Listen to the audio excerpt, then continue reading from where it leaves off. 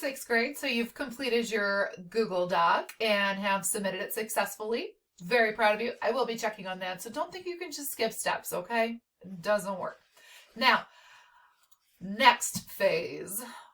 Under your classwork, okay, I told you there would also be now an ed puzzle. So you have your doc here to click on, and now you have an ed puzzle.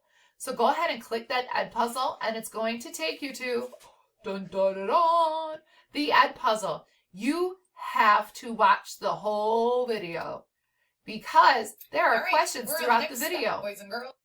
As you go through, you're going to answer each of the questions. And uh-oh, I can't click ahead. It's locked. Once you've completed this video and it gets all the way to the end, you're done. That's it. There's a special note at the end of this video, by the way.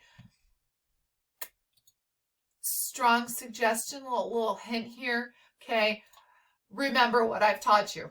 Okay, remember what I've taught you. Good luck.